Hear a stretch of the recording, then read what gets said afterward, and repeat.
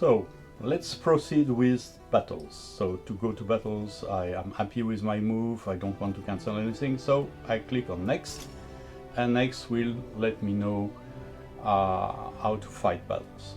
I can, okay, move on this round. This is a hint that you can, as I showed before, recall here. Here the log is empty because we didn't do anything.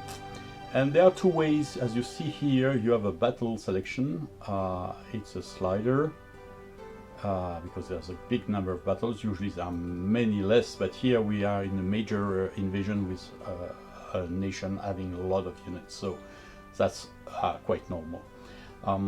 There are two ways to select battles. Either you click on the destination here, on the crossed spears here, and then you can start a battle. Like, let's say if I select Cornwall, for example, I click on Cornwall and I go into battles.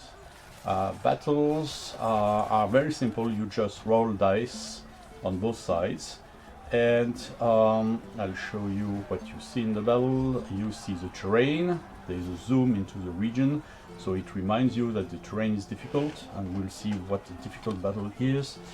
And you see the units involved on both sides. The attacker is at the bottom, the defender at the foreground, and if there is a leader, it will be displayed either just behind your troops, either here or here, depending on which side it is. It could be on both sides. You have information on the units. The first one here is the normal, in normal condition, combat factor when attacking, or for the defender when defending. So in theory, if the terrain was not having its influence, the Roman would hit with 4, 5, 6 on the die, and the Belgian would roll on the 5 and 6. But in some case, as you can see here with the skull icon here and the number, it gives you a modification to the battle saying that the unit can be killed only on a roll of, in that case, 6, which is the number indicated here. And this is how it works. In mountains or any difficult region, that the marsh is the same, you cannot only hit units by rolling a 6, whatever your normal combat factor is. And why the Roman have 6? Because this is the case of you can only hit defenders in mountain with a 6.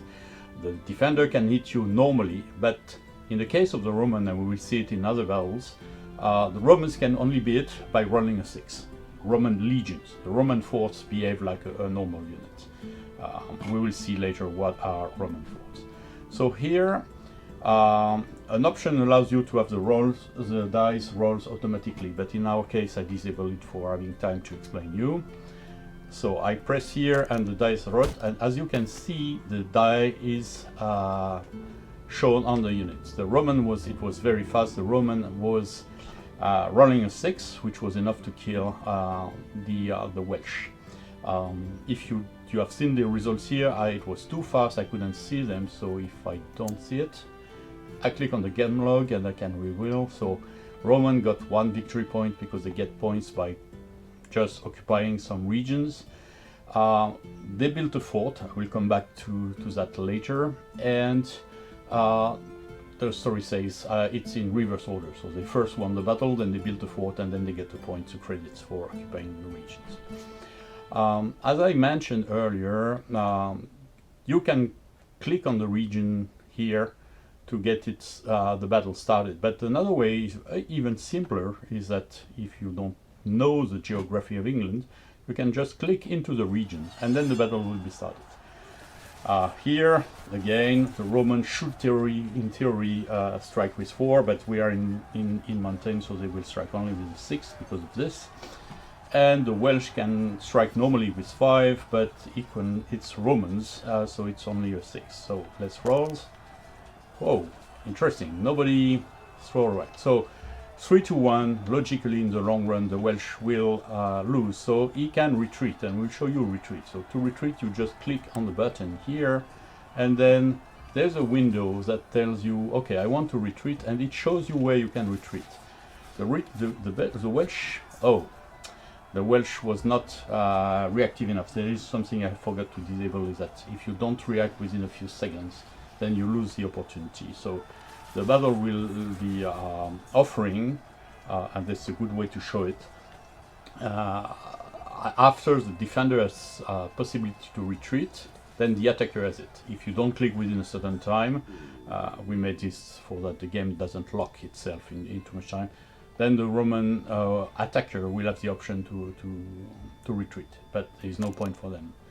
So here again, let's do it a retreat, and then to retreat you just select the region where you want to retreat, and they are green colored. Here, why they could retreat here is because we have these straits over the Bristol Channel here, so the Welsh were able to retreat, and then the Roman again won and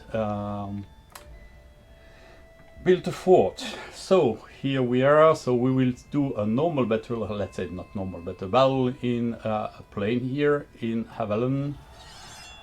The Roman strike, and then as you can see, 4, 5, 6, the battle was quick and they hit. Why I did this one is just to make sure that the other Romans could retreat in case something happens. So I'll do the Wessex here.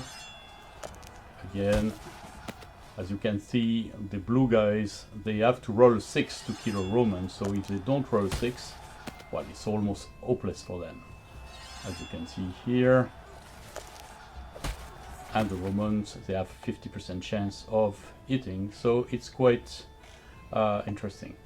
By the way, I noticed I made a mistake. I forgot to move one of the Romans, which is quickly a waste of time. But because I am in a major invasion, I have 2 movements, so I can redo it. And then I have to solve the last battle here. You can see here all the battles plays are grayed out. There is only 1 remaining, and the next phase battle is not selectable because you cannot leave the battle session without solving all the battles. So I will solve the last one here, and then roll dice. Aha, nobody hit. And there's no point for the Belgians to die today, so they retreat, and they choose to retreat here to protect their flanks later. So now there are no longer any battles. As you can see, no orange lighting around the units, so no region is in battle. And the Romans have taken most of the south of England, which was part of their objectives, but they are still far away from moving.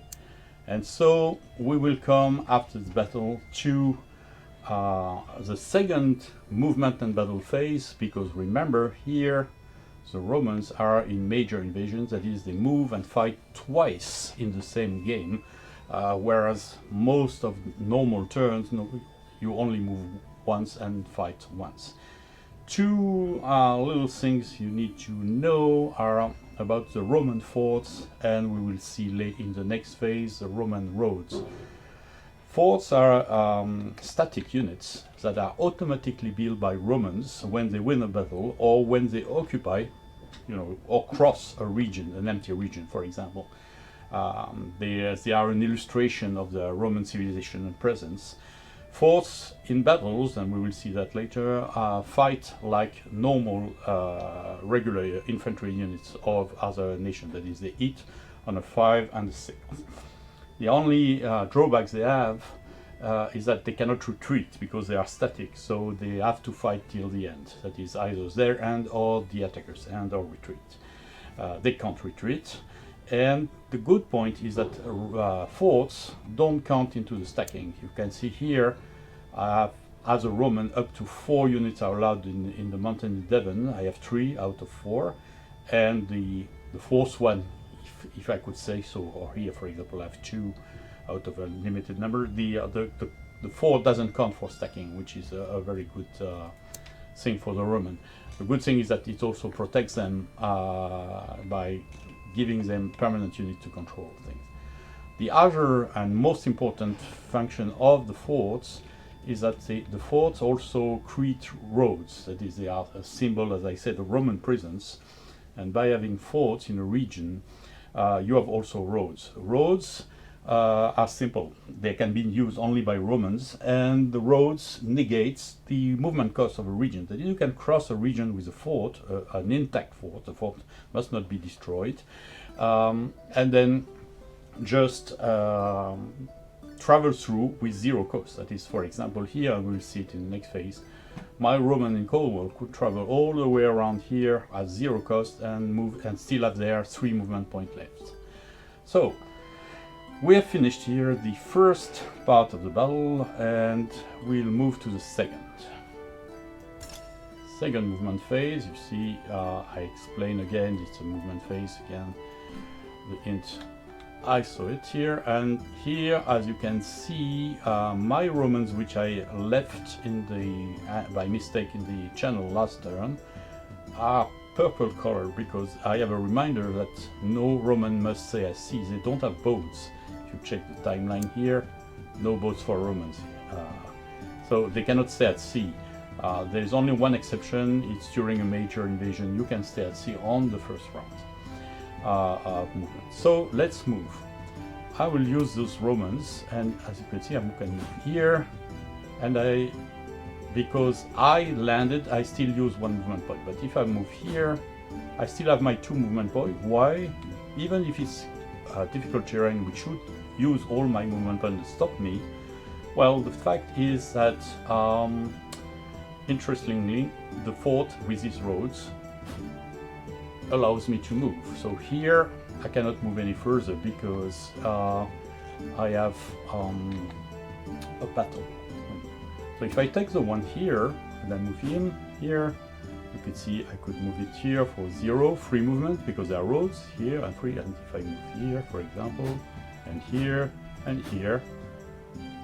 at the end I still use only 1 point, the last one to enter here. Here I will try a battle here with these ones, and then I will move these guys here, and here I will use the overrun 2-1 option to go up there. Similarly here I will move here, and the last one here I will use the overrun option 1. Okay, and then the guys here. Yeah, I was trying to move them, but it's 2-4. I'm lost here, so I'll try this. And here I have only 1 man, 2-1. So I'll check one of them, and I send it here, and then here 2-1. I can go here, and the last one here. So now I have used all my possibilities, and I will solve the remaining battles, and will show you something interesting about the phenomenon of submission. So we will first resolve, because I want to show you what is submission. The battles are against the Welsh, the green one. Submission is something which is allowed mostly to the Romans. The blue Angles nation have it also later against the red. So it's a kind of treaty where a nation which is usually more powerful submit a smaller nation, and this smaller nation, if she accepts submission, then cannot be attacked by the powerful nation, and vice versa. So it's a way to protect yourself when you're weaker. And for the suzerain, the master nation, it's a way to guarantee you safety in your bag. There are usually, and you will see in the tooltip, conditions for submission, which is basically to hold a certain number of regions or less in order to create a submission. So, for example, if we make a fight here in Gwent, you will see, I hope to win this one fully. Oh, one of the Welsh is killed. He will not last long, so he will retreat, and I will send it here. And then I will do this battle. Okay. So the Welsh have retreated here. And I'll show you the log. And as you can see, the Welsh have thought a little bit, and they want to submit because they have 5 regions of less. If I don't answer quickly, it means I accept it. So I accepted the submission. In case of acceptance of submission, then every battle unresolved with a submitting nation is cancelled and the attacker retreats. Vassals, which are the submitting nations, are indicated by showing a little triangle in the bottom right of the counter, and this triangle is colored as the color of the submitting nation. So the Welsh have been submitted by the yellow Romans. A major advantage of submission for the overlord are two. The first one is that you can cross without stop and at zero cost all the region held by the vassals. So the Roman, for example, could travel to the Green Nation here, but you cannot retreat in them, so be careful. And the second advantage is that those vassals will contribute to your victory point at the end of the game. Here, for example, if the Welsh here still holds Weiss, it will grant the victory point to the Romans because they are vassals to the Romans. And we will see when we play the Welsh later in the turn that vassals also have other obligations, that they are not allowed to vacate areas without permission from the overlord, and they are not allowed to grow without permission of the overlord, or if they do, they will do it with a limited number of units. So let's finish the turn here and solve the battles here. The goal of the Roman is to submit the Welsh as much as they can, so they will do it here. No, the Welsh submits. Not yet. Oh, maybe yes, because they have only 4 regions left. So in theory, they will. This is a trigger for submission. So there is a council. They are thinking, and then when they decide, and it's the goal of the Roman to submit them because it brings them a lot of victory points. You know, Romans get 6 victory points because they have submitted the Welsh, and as you can see, not the Welsh, the Belgians, and you can see now they get the yellow triangle, and in theory the Romans can now, not in theory, in practice, they can grow and go and cross everything the Belgian hold. So they have 2 vassals here. So we have 2 more battles to conclude here. Oh, mutual annihilation, good example. The brigand, usually the non-Roman gets points when they kill Romans. So here they got points, and they have here 1 here. Oh, good fighter. So better they leave, and they retreat in the mountains to save themselves. So here we are. We have done most of the Roman turn, and in theory we have no longer any units to move, so that the Roman turn is over and there's been fought. So as you can see here, the Romans and the brigands were mutually annihilated, so nobody won, and the Romans didn't have anyone to build their forts. So the Romans have finished their turn, and if you check here the player sales, you can see that they have gained 36 points by occupying a lot of regions, and this is mostly due also to the vassals regions, and the submission of the Belgian gave them 6 points. So they have a huge lead in victory points, and the only one who scored points were the brigands because they eliminated the Roman legion. So that's about how the Roman turn goes, and you can see here that they have 2 vassals, and it's indicated by adding the shield of the Roman onto the submitted nation turn. So we can go to the next phase, which is the end of the turn. You can see here there was a raider withdrawal and a population phase just before that were not played because the Romans were not raiders, so not concerned, and the Romans, because they have a pro-Roman army, they are not concerned by overpopulation.